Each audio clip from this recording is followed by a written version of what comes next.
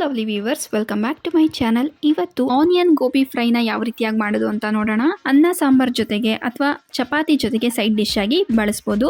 ನೀವಿನ್ನೂ ನಮ್ಮ ಚಾನಲ್ಗೆ ಸಬ್ಸ್ಕ್ರೈಬ್ ಆಗಿಲ್ಲ ಅಂದರೆ ದಯವಿಟ್ಟು ಸಬ್ಸ್ಕ್ರೈಬ್ ಮಾಡಿ. ಈ ವಿಡಿಯೋ ಇಷ್ಟ ಆದಲ್ಲಿ ದಯವಿಟ್ಟು ಲೈಕ್ ಮಾಡಿ. ನಿಮ್ಮ ಅನಿಸಿಕೆ ಅಭಿಪ್ರಾಯಗಳನ್ನ ನಮಗೆ ಕಾಮೆಂಟ್ ಮೂಲಕ ತಿಳಿಸಿ. ಮೊದಲಿಗೆ ಗೋಬಿನ ಚೆನ್ನಾಗಿ ಕ್ಲೀನ್ ಮಾಡ್ಕೊಂಬಿಡೋಣ. ಇದಕ್ಕೆ 1 ಲೀಟ್ರಷ್ಟು ನೀರನ್ನ ಒಂದು ಪಾತ್ರೆಯಲ್ಲಿ ಕುದಿಲಿಕ್ಕೆ ಇಟ್ಟಿದ್ದೀನಿ. ಇದಕ್ಕೆ 1 ಟೇಬಲ್ ಸ್ಪೂನ್ ಅಷ್ಟು ಉಪ್ಪನ್ನ ಹಾಕಿ ನೀರು ಕುದಿಲಿಕ್ಕೆ ಸ್ಟಾರ್ಟ್ ಆದ ನಂತರ ಕಟ್ ಮಾಡಿ ಇಟ್ಕೊಂಡಿರುವಂತಹ ಈ ಗೋಬಿ ಪೀಸಸ್ಗಳನ್ನ ಇದಕ್ಕೆ ಸೇರಿಸ್ತಾ ಇದ್ದೀನಿ. ಈ ರೀತಿ ಒಂದು ಲಿಡ್ನ ಕವರ್ ಮಾಡಿಬಿಟ್ಟು ಮಿನಿಮಮ್ ಅಂದರೂ ಒಂದು 3 ನಿಮಿಷಗಳ ಕಾಲ ಕುದಿಲಿಕ್ಕೆ ಬಿಟ್ಬಿಡೋಣ. ಗೋಬಿಲಿ ಯಾವುದೇ ರೀತಿ ಹುಳಗಳಿದ್ದರೆ ಅಥವಾ ಕಸಕಡ್ಡಿ ಇದ್ದರೆ ಈ ರೀತಿ ಮಾಡೋದ್ರಿಂದ ತುಂಬಾ ನೀಟಾಗಿ ಕ್ಲೀನ್ ಆಗುತ್ತೆ. ಸೊ ಇವಾಗ ನೀರನ್ನು ಬಸ್ಕೊಂಡು ಗೋಬಿ ಮಾತ್ರ ನಾನು ಪಕ್ಕಕ್ಕೆ ತೆಗೆದಿಟ್ಕೊಂಡಿದ್ದೀನಿ.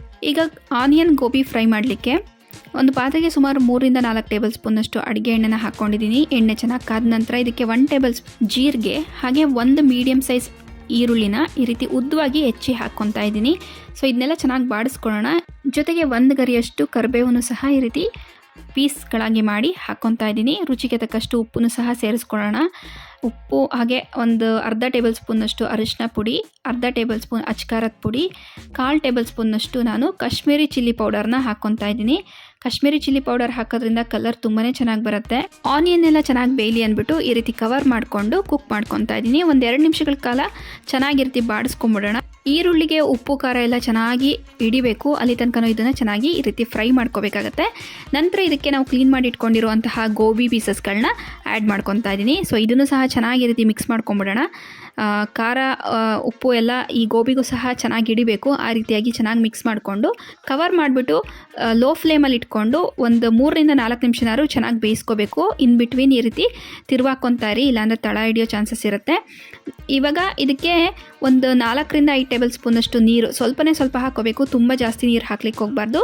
ಗೋಬಿ ಬೇಯಲಿಕ್ಕೆ ಎಷ್ಟು ನೀರು ಬೇಕೋ ಅಷ್ಟು ಮಾತ್ರ ಹಾಕ್ಕೋಬೇಕಾಗತ್ತೆ.